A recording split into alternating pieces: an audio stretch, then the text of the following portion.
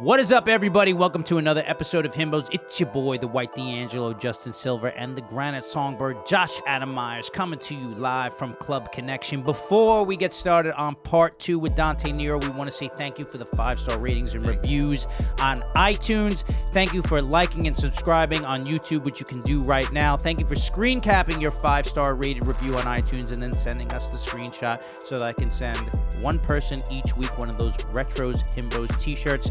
And also, you can join us in the VIP section here at Club Connection, which is the Himbos Patreon. It's patreon.com/himbospodcast, where you get everything from bonus content, bonus episodes, product reviews, customized songs made for you from the Granite Songbird himself. We are going to get into part 2 with Dante Nero. We stopped last episode while we were in the middle of a roll, and so we're going to pick up right from there. So if you haven't heard the first part of this episode, please go back a week and listen to that. But here we go with part 2 with Dante Nero. Now, what I want to do, Dante, if you don't mind, is I want to get into some of these questions. Sure. First of all, what is it like? Can you explain to people just what's at the root of your philosophies, how you teach, who you teach? Give us that part of everything. Okay, so the philosophy of, I have basically 2 philosophies that kind of, and then there's kind of subtext, sub-rules that I deal with. Number one, the acronym that is ACE, which is authenticity, credibility, and empathy, meaning tell the truth, say what you mean what you say, and show up for whatever you promise, and understand that other people are going through things that you may not understand. So, for instance, you get a lot of guys, young guys especially, who have approach anxiety when they're talking to a woman, and they're like, well, I talked to her and she's going to reject me. The problem with that is that your assumption is that she's rejecting you, but you don't know her grandmother could have died yesterday, and she just doesn't feel like talking. But because of the fact that we're so self-centered, we think that, okay, I said something and she didn't respond, or she didn't respond in the way that I wanted to respond. It has something to do with me, and people live their lives all by themselves. The other thing is authenticity in terms of telling the truth.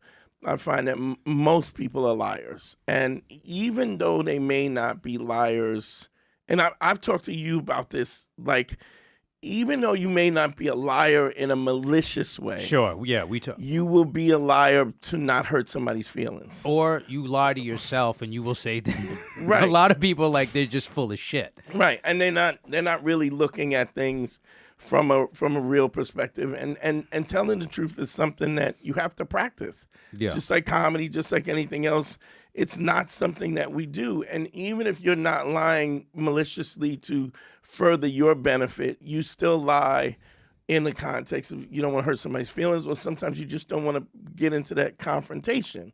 You don't want to confront somebody because you don't want to deal with what the confrontation is. But when you deal in truth, then what I find is that truthful people, I always say this, my honesty sharpens your truth. So people don't fuck with me. If they're liars and they're shady, they just won't fuck with me, because I'm going to call you on your bullshit. Mm-hmm. And so people who are full of shit fuck with people who are full of shit, because it gives them the leeway for them both to play this dinner theater that they're both good people, so that they can feel good about themselves, as opposed to dealing who they really are, as opposed to them dealing who they really are in a real sense. So authenticity is the number one truth. Just telling the truth is important, because it is the most attractive thing about anybody. Yeah. You could have a 6-pack, you could be great looking, you could be all those things. But if you got a 6-pack and the chick is into you, but then she comes home and you're fucking her friends, right? Because you're dishonest.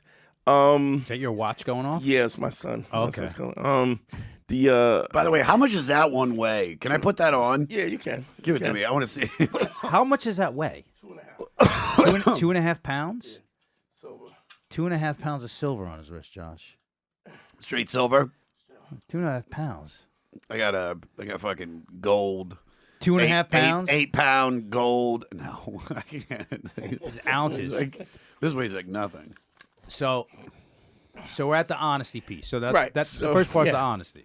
So the telling the truth is a situation where no matter how hot you are, whether you got a six pack, whether you look good, if you don't tell the truth, there's nothing, like no matter how many women like you because of it, you're still a liar.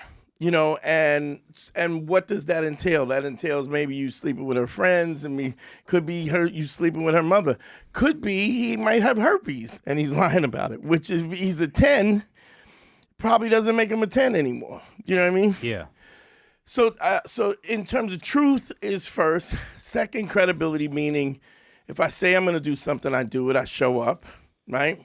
That creates the safety that women feel, the attraction to you, feeling like you're safe, that she's safe in your presence. Because when you say something, you mean it. When you mean it, you show up. Mm-hmm. And so it also means that if you're not going to show up, you're also honest about that. There's no blurriness. No space between the truth and what you do and what you say. Right.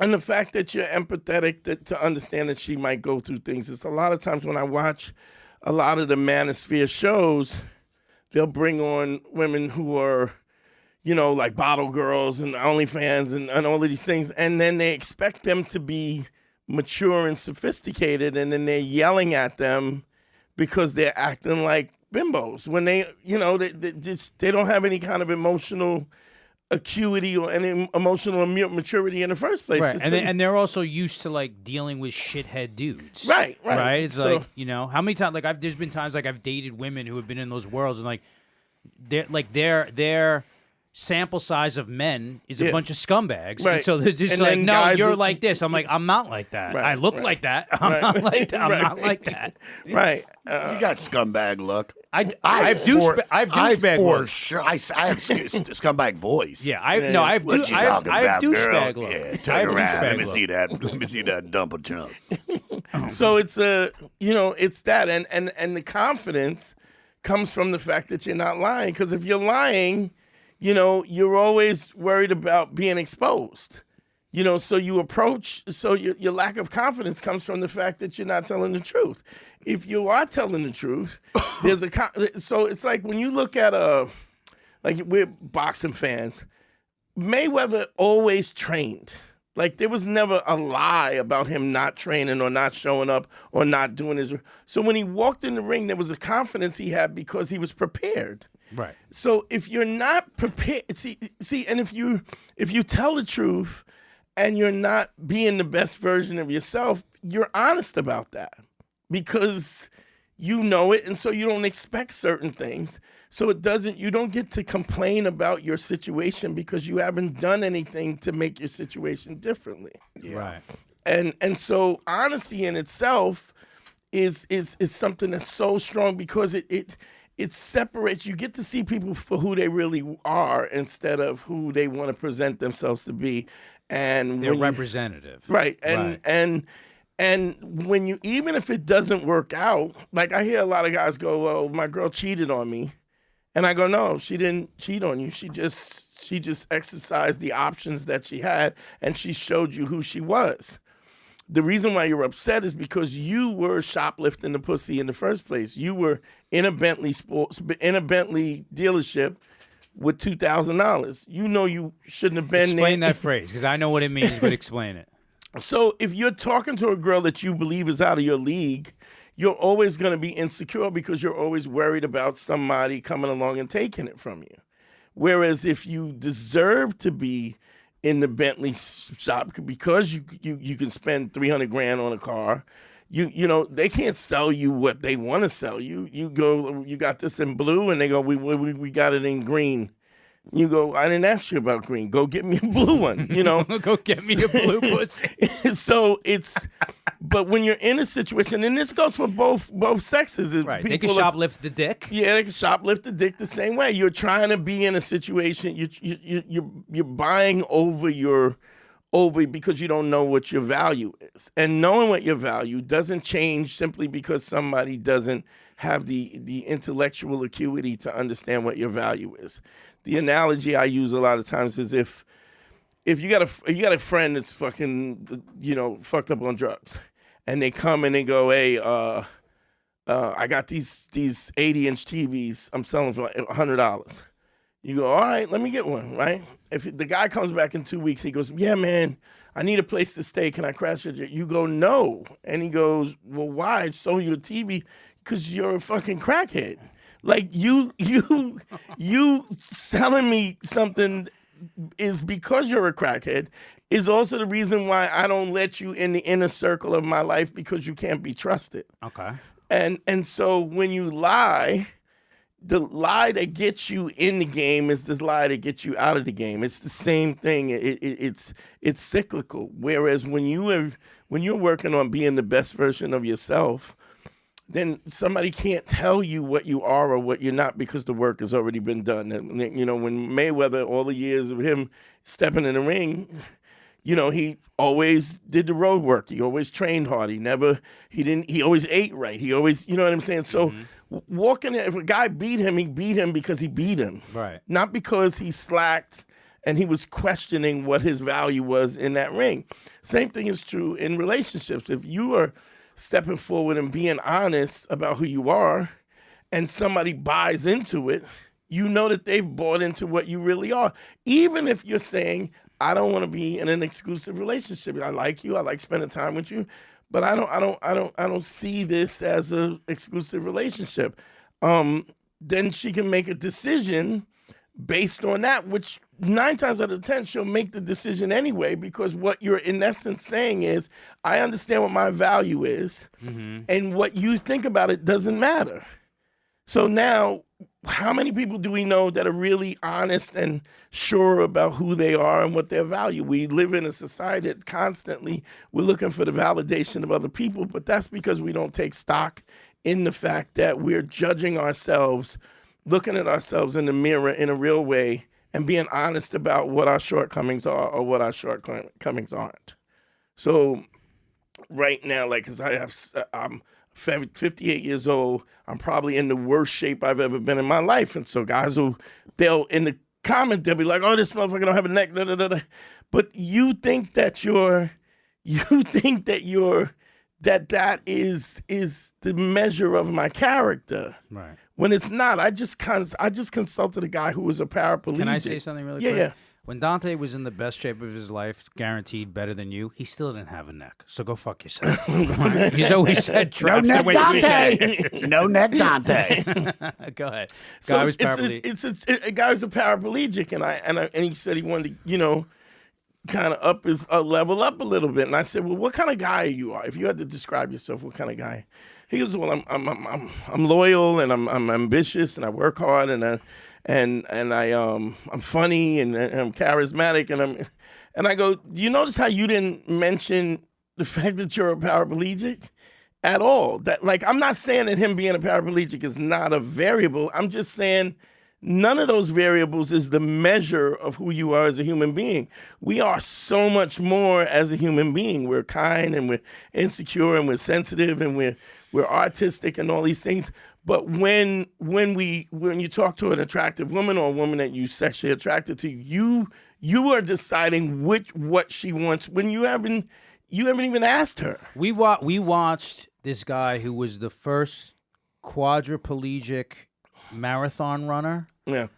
Run the Barcelona Marathon. And Josh he had cerebral palsy. I'm sorry, cerebral palsy. How could you run? He's a quadriplegic. Not quadriplegic. He was. I'm sorry. We had the first guy who was a.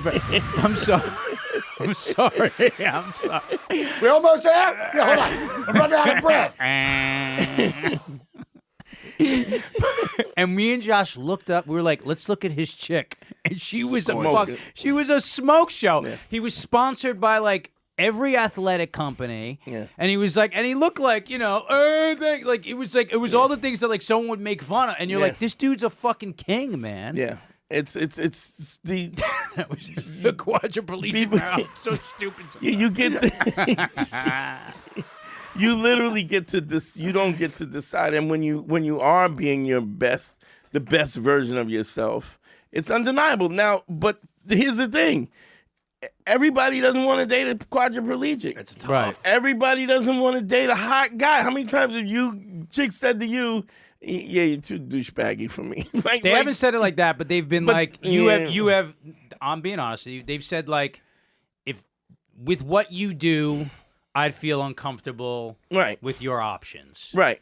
Which is the that's same honest. thing. And I've said I get that. I've said I get that. Right, but so the variables that put you in the game are the same variables that take you out of the game. Mm-hmm. So, I mean, we have women who date guys in prison because they know where they're going to be at. You know what I mean? They're pen pals with prisoners, murderers, people on death row. That's one of my favorite TV shows, Love After Lockup. Yeah. Love it. So, and why do they do that? Because it's a secure option. And so to talk about this the way Kevin Samuels, high value this, it's you're missing the point. You're missing the point that I get that the initial attraction is what the initial attraction, but everything goes so much deeper than that. Saying you're saying when people look at the material aspects of high value, sure. Oh, this guy's popular, he's successful. You're saying there's like your intrinsic value and the other aspects that like take care of a woman, like how those are. You're saying those things are not measured in the way a lot of those people we don't say even it. put that in the loop. And don't get me wrong. Sometimes if you're a paraplegic, you may never even get to show that. But there's women who will fuck a paraplegic on a humble like this. It's objectifying. I'm gonna try this. You know what I'm saying? Mm-hmm. And now you're having a conversation with her, and I got you because I'm so much more. You know, it's just an interesting dynamic that whatever gets you in the game doesn't keep you in the game. You have to be more than that. Yeah. And I think what we do is so I had a clip that I did on Godfrey's that went viral. I said, you know, this was the Will Smith thing. I said Will Smith was worth $500 million, but he's in an infinity pool filled with his tears because he's married to a woman who doesn't love him. Yeah. Johnny Depp is $165 million, and somebody shits in his bed. You know, Dr. Jack Sparrow has shit in his bed. Willy Wonka's got chocolate on his pillow. You know, you talk about Kurt Cobain revolutionized grunge music and then blew his head out. So especially us in a place, I mean, just for me, and we are famous adjacent. Sure. And how many people do we know that have the millions and the cars? And how many of them are really happy? And really understand what happiness is. And so as opposed to high value, it's as a man, you pursue your happiness. You have to define what your happiness and then pursue that. And that could be many women. I've taken guys when I've taught them and they would had 5 girls on the roster, guys my buddy Harry. Mm-hmm. 5 girls on the roster. And then he's driving out to Pennsylvania to go fuck some chick. And he's falling asleep. And I go, you understand that you don't have to do this.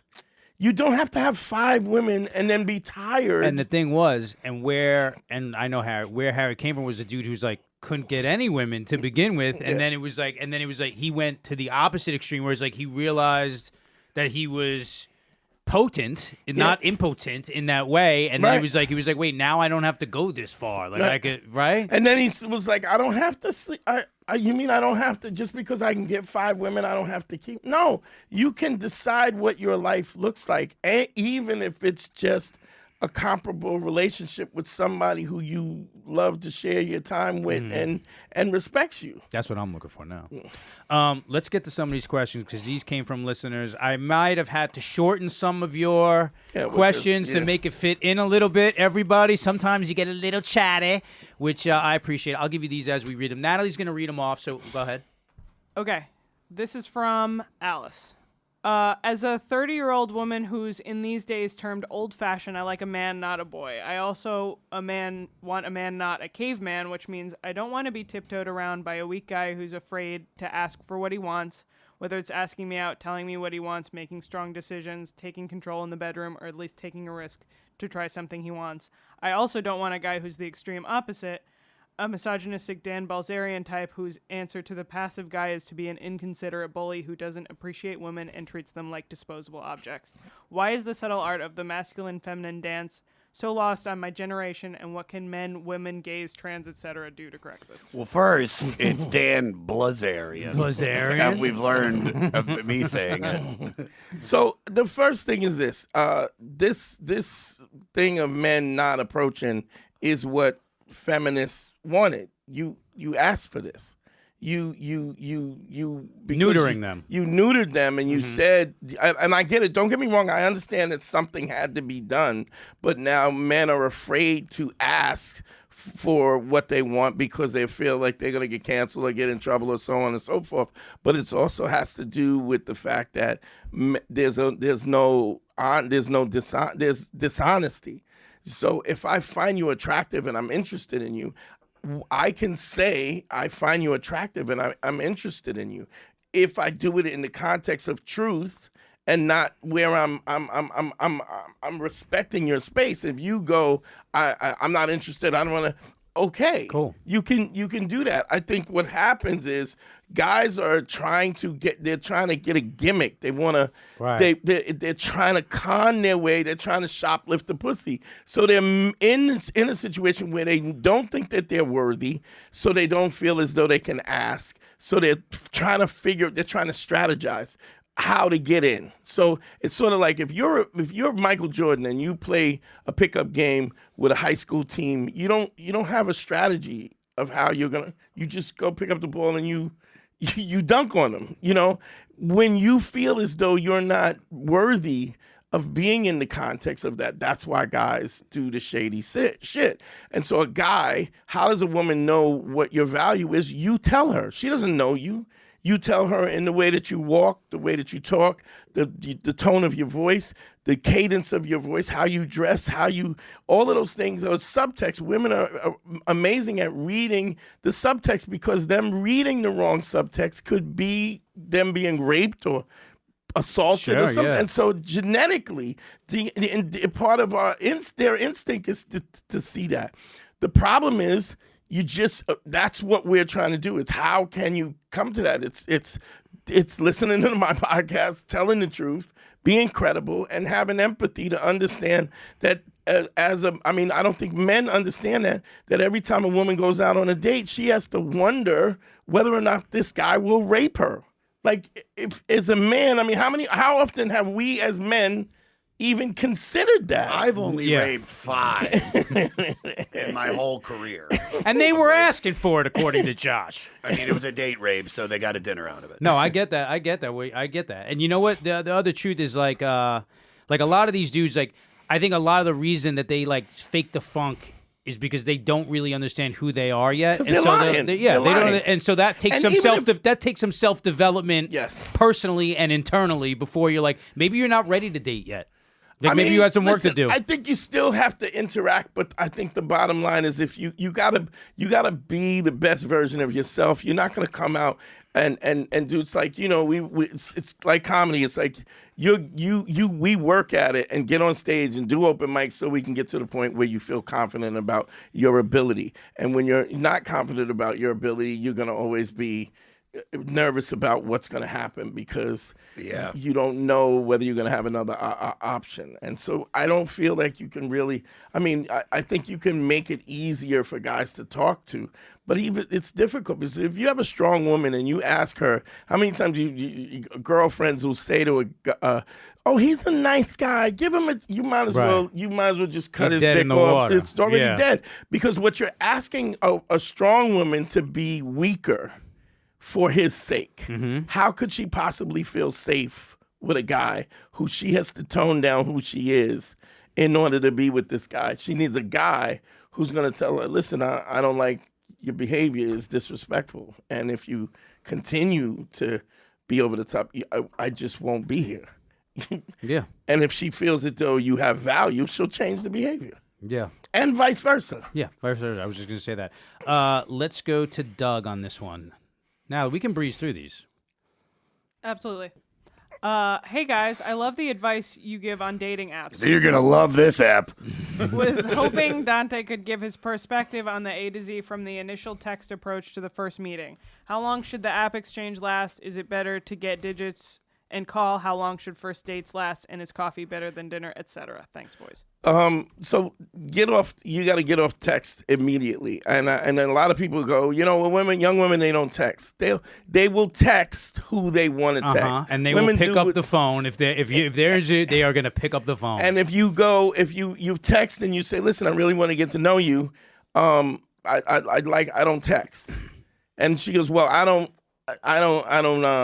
get on the phone. Then, okay. Goodbye. Then because ultimately this has to get off the phone, and you have to eventually meet each other and talk to each other. Why would you postpone that? The realest read you're going to get as a woman and as a man is standing in front of each other. So to get off, if somebody's not willing to do that, it's, you have to understand too that when it comes to texting and apps and stuff like this is a way for women to maintain attention without anything investment. So you can have 12 guys that you're texting on apps and never do anything, never go out, never and just use it as a way for people. They want a little dope. They want a little bit of a dopamine feel. Exactly. And I'm always like, listen, real men call, ring. And Yeah. it's like I'm like, if you don't want to hear from me, like My question is what I've been doing on my favorite app. If I match with them, I go, can we just skip to the part where I ask you out to dinner? Boom. And I say that right away, and a lot of girls have been very receptive to that. Sure, because you're saying that because you believe that you can do that. You believe that you're valuable enough, and that yeah. I mean, have you seen me? Look at the value. Look baby. at my hair. He's dripping with value. Oh, look at all the value. Can I say on this part, I do like the idea. It's like you don't know how you're going to feel about somebody. You can fantasize what they are based on their pictures and a conversation. And then when you get there, like there's times I went on dates and I'm like, I know the second they step out of the car, I'm like, this is going to be a friendship. Yeah. And if I'm locked into like a dinner, then it's the evening and I'm like, I'd rather meet you in the day for a cup of coffee and have something to do an hour later. I don't agree with that. I said, because I like the option to fuck. Yeah, but you can still make things last longer if you want Not to. if I'm meeting at noon. What the fuck am I going to do? You want to go to the fucking children's museum and play in the ball pit? Listen, I guess it's case by case. But a lot of times I'm like, listen, Justin, don't get your hopes up that you're going to feel this like romantic spark. And at the very least, like, I spent an hour and a half with you. If I want to drag it out, or I could be like, listen, I'll cut it short. And I think it's always better to leave them wanting more. I'll be like, listen, I got shit to do right now, but I would love to see you again. Let me have your schedule for the rest of the week, please. Yeah. Like, why not? I mean, you want the option to fuck, but you also don't want to get caught up in a long date with somebody that you don't want to be with. Well, dinner, I always look, because I don't drink, so I do dinner anyway because I want to get something out of this. I'm going to eat. I'm going to go to a restaurant that I want. All right, but that's still good. That's And convenient. that's fine. And I'm going to pay for it. It's also close to my house, so if there's the option to skedaddle, we're going to do. But here's the thing, too.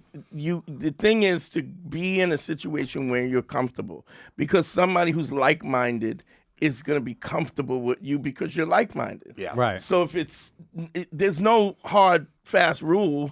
There is a situation where I'm worthy of being in a situation that's comfortable, and if it's not comfortable, I just won't do it. I hate the opera. So if you want to go to the, Can't you really? I would have assumed you were into I do like ballet though. I love ballet, but I just don't like the opera. Yeah, because that's that Prince. I'm not going to call you Prince Joshua. Like, goddamn Prince Mandingo. But I'm saying it's there's no hard. I think that you do what's comfortable. You do what you want to do, and that is honest. Mm-hmm. Because if you're doing something you're not, then you're not ace. You're not authentically credible and empathetic. So doing something that you're not comfortable doing it goes against that, which then you're a liar, which that seeps into everything else. Next one, let's go. Let's knock them down. Go to Barry. We can get 2 more of these out. We're good.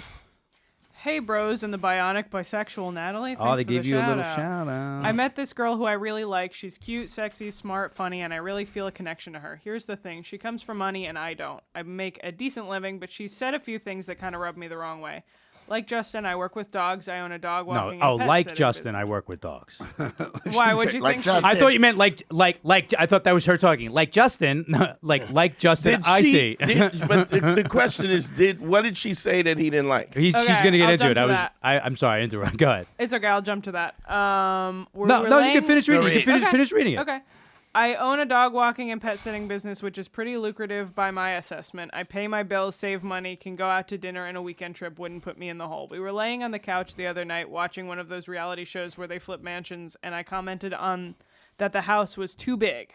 She said, so you don't want to own a house? I said, I do, which is true, but it's not going to be one with a private dock out front. And she kind of paused and said, then this won't last long. It bugged me. In fact, it kind of hurt. Also, she was in an open relationship with her last guy and kind of wants to do that with me. I'm not really comfortable with that. I'm not looking to marry her here, as this has only been 2 months, but are these major 2 months in, but are these major red flags? How would you guys handle this? I don't think it's major red flags, but you don't sync up. And I think what's really, look, if you go, listen, you know what?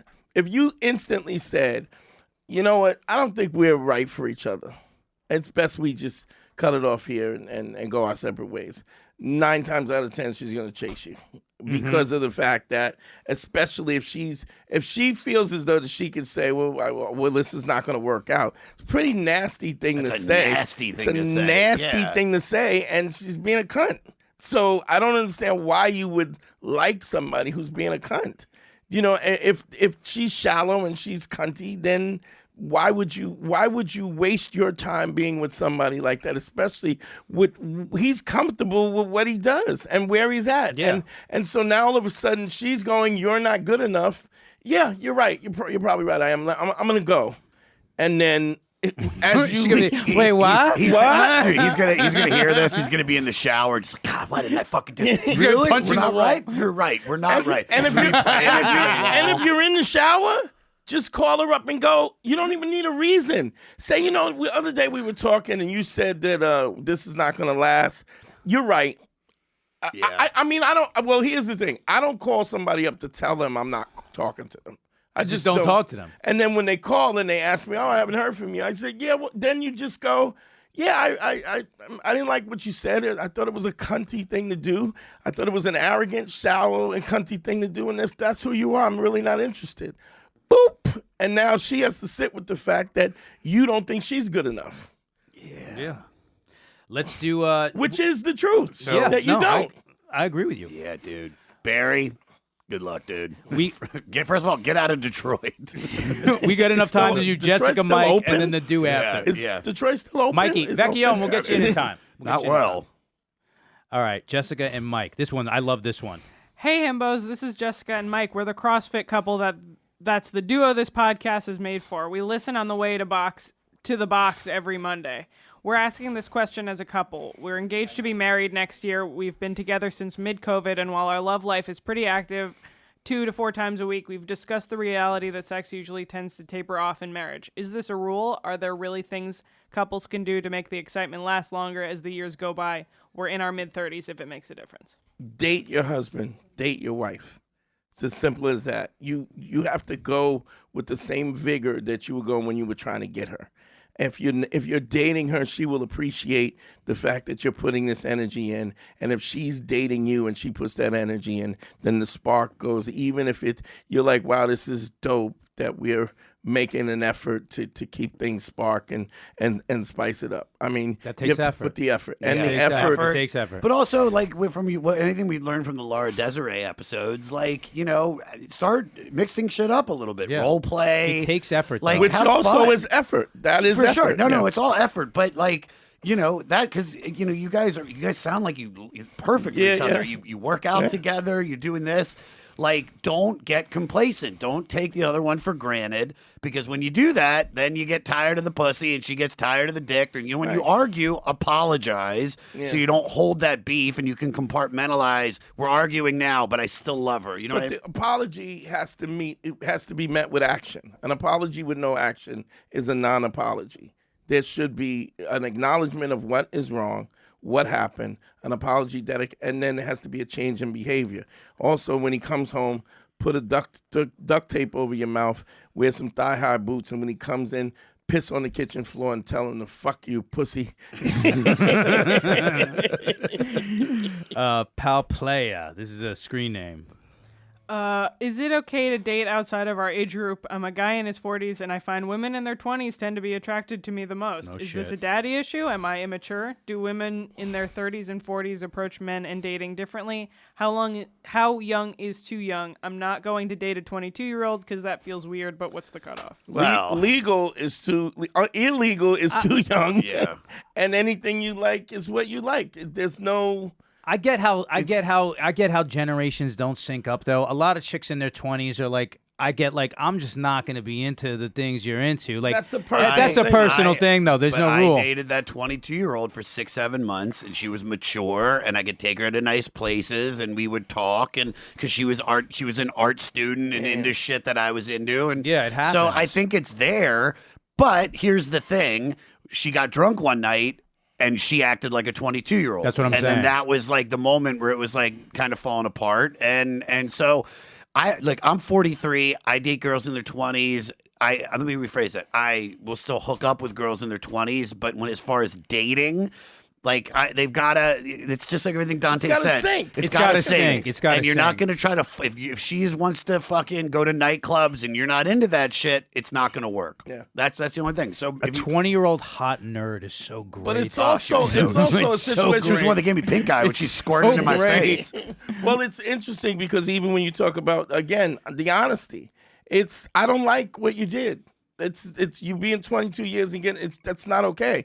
And her going, yeah, I want to go to the club. It's her being honest. And if you're honest and it doesn't match, it's nobody's fault. No, it just means it didn't work. It just didn't work. Don't fit. You tried, and trying is half the battle. And you'll never know unless you try. Yeah, here's the thing: if you get a Dalmatian, right?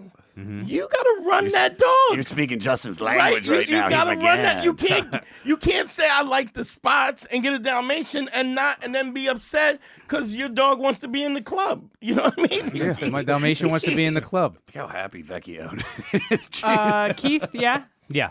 What's up, everyone there at Club Connection? I loved the Laura Desiree episode where you guys talked about this fantasy that women often have about this population of 6'2", handsome, successful Clark Kents who are great dancers, Casanovas in bed, and will have a cappuccino ready for them by the time they wake up. I'm a good guy. I'm a 7 to 8 in the 6 to 7. Sorry, Freudian slip. In the looks department, in decent shape, love my job as a contractor and custom cabinet designer, and have interest in an opinion. I'm not an idiot who asks a woman to split the bill on the first date, but very often, either on dating apps or in real life, feel like there's this unattainable checklist women hold up in the dating process. I feel like I have to qualify myself in ways to prove to them I'm a worthy candidate, and it ends up becoming very frustrating. And I often want to say fuck it to the dating process and I'll just jerk off. Have you all dealt with this? Also, I should point out that I live in Miami, where the status quo is for guys to act very flashy in order to attract equally pretentious women. What you mean is lie. Yeah, there we go. In Miami. Yeah, it's a perfect example. He said it feels very fake. That's in his email This is why it's all with all the stuff that I've done, all the shows I've done, it still comes down to the truth. Is this that what they're looking for is a lie. And any women don't know what they want, their pussy does.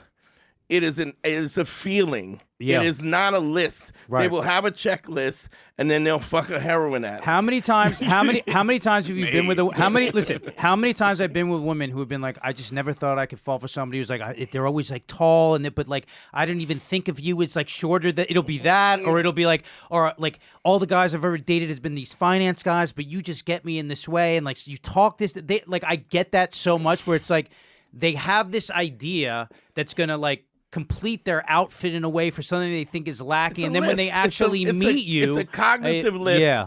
When attraction is a visceral feeling, right, that you feel, and it's something that you can't always put it in a list with a checklist. Go out and date. Stop listening to all the bullshit. Just tell the truth. Be honest. And if you need to level up, you can go to DanteNero.com. I have a plan that I put guys through to get them past the approach anxiety and understand teach them how to communicate on the subtext of dating that's always going on. Finish the plugs out while you're in the middle of saying. My podcast is Man School 202. My Patreon is patreon.com patreon.com/manschool202. You'll want a consultation, hit me at dantenero.com, click on consult. Yes, we're gonna have Dante you back, shit is dude. great. Yes. We'd love to have you back. Yeah, this was such a great. This is also right up my alley. Yeah, I know. The That's 2 what hours I know. flew by. Flew by.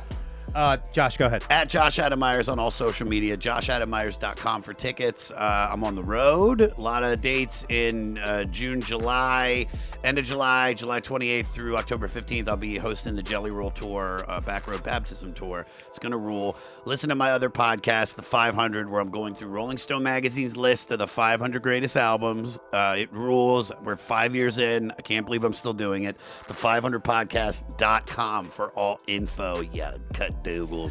As for me, it's at I am Justin Silver on all social media platforms. IamJustinSilver.com for tickets. I'll post all the dates that I have throughout the summer on my social media. For this podcast, it's Himbos Podcast on all social media platforms. himbospodcast@gmail.com to send in these questions. And thank you all for joining us in the VIP section at Club Connection, the Himbos Patreon, patreon.com/Himbos Podcast, where you get everything from bonus content, bonus episodes, product reviews, playlists, customized songs from the Granite Songbird himself, and so much more. We really, really appreciate you. Dante, thank you so much for coming in. We want to have you back. Thank you. And let's end on some philosophy. This is one of my. Thank you. I cut you off while you were saying that. This is one of my favorite philosophers, Soren Kierkegaard.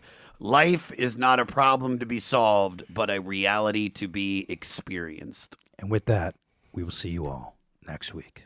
We are the himbos, we are not bimbos. We are the himbos, we are not bimbos. We are the himbos, we are not bimbos. We are the himbos, we are not bimbos. Himbo body, himbo mind, himbo souls, himbo philosophy, himbo fashion, himbo fitness, himbo grooming, himbo science. We are the himbos, we are not bimbos. We are the himbos, we are not bimbos. We